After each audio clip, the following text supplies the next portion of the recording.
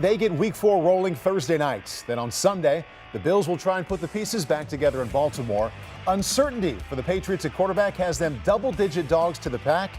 Either Brady or Mahomes will get back on the winning track.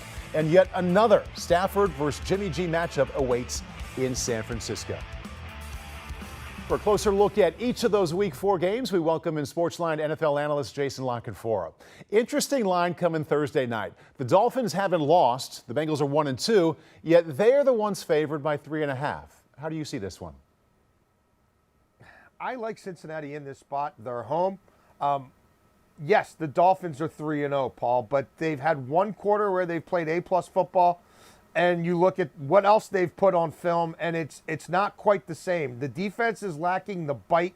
It's lacking the get home. It's lacking the close of last season. The Bengals had a slow start, but they recalibrated, started throwing the ball a little more high percentage throws on early downs. I like that. Yeah, it was only against the Jets, but you started to see efficiency return to their offense. The Dolphins had to face the Bills 90 snaps on defense for the Miami squad. That's crazy in the heat.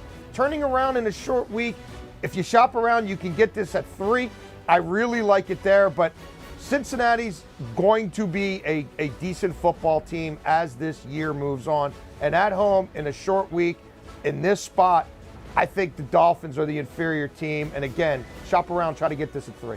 The Miami-Cincinnati gets us rolling there, Jason, on Thursday nights. Looking ahead to the weekend, two teams leaning heavily on their quarterbacks get together in Baltimore. Get this one, Josh Allen passes and runs yesterday, Jason. You add those together and the number is 71. Lamar Jackson threw 4 touchdowns, ran for over 100 yards in the win over New England. So Bills-Ravens, what's your lead here? Yeah, I don't think there's another 63 passing attempt day scripted for Josh Allen, but again, that was the reality for that Miami defense.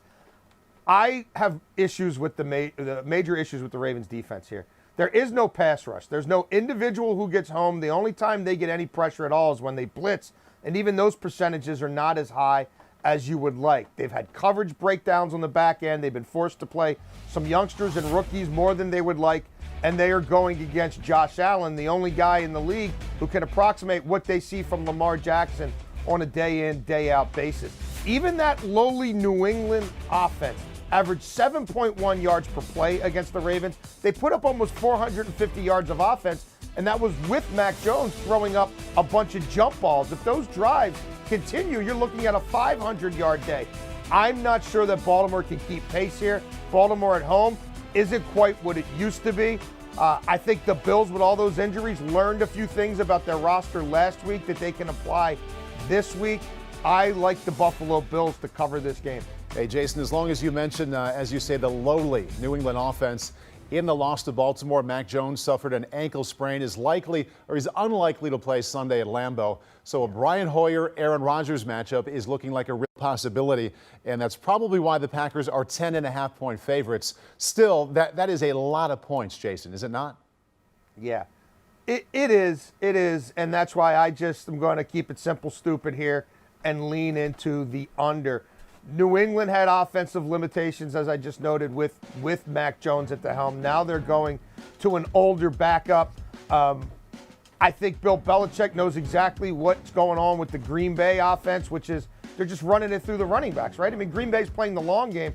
They want Aaron Rodgers to be upright in February. David Bakhtiari's still getting his legs under him at left tackle. Green Bay's telling you they're perfectly content to keep winning, scoring to 17, scoring to 21. It's not about running it up. There isn't that trust with the receivers yet. Both these teams have been involved in a bunch of games that have been under the under already. This, to me, absolutely looks like another one. I thought the biggest surprise Sunday was not only the Colts upsetting the Chiefs, Jason, but holding them to under 17 points or to 17 points, which is a little less than half of their average. Tampa Bay says, well, we can relate to that. They scored only 1 touchdown in that home loss to Green Bay. But it is Tom Brady and it is Patrick Mahomes, so yeah. I know you'll have a strong feeling here. Yeah, I look at the under. Both these two games we're talking about here, that number's already started to move down. I think it will continue to do so. I want to get in now because I don't see a ton of points here. Tampa Bay's defense is absolutely legit. There's no two ways about that. That's the calling card right now. Kansas City can't run the ball. Kansas City's struggling to finish drives. Kansas City's had some kicking issues and more inefficiency in the pass game than maybe we're used to. The lack of a Tyreek Hill, do I think it's going to be a huge issue over the course of time? No, but they're certainly still recalibrating the scope of that offense. Now, Tampa offensively, they haven't been crisp. And even if a guy or two comes back, they've got to move locations because of the storm down there. It's going to be an unusual week of preparation. I, again, lean into the under. It's been a trend around the league already this year. That term under also fits the offensive outputs we saw from the Rams and the 49ers yesterday. LA won, San Francisco lost, but between them, Jason, 3 total touchdowns scored. So that over-under of 44.5 Sunday is pretty interesting to me. What's your interest, Rams-Niners? Yeah, that certainly catches my attention. I'm going to just go ahead, though, and take these points here. Really, the Rams' issue has been the defense has fallen apart in the second half of games. I just don't know that that's going to be a problem given what's going on with the 49ers right now.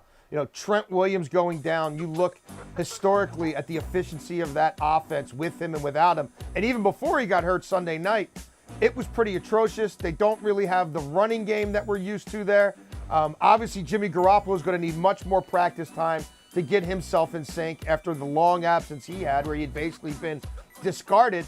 So if you're going to give me the Rams, you're going to give me points.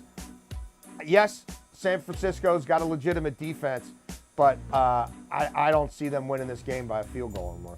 Okay, we were talking specific games there, Jason. You're now unleashed to consider all 16 and find the bet that you like the most. What do you see as the best bet for Week 4?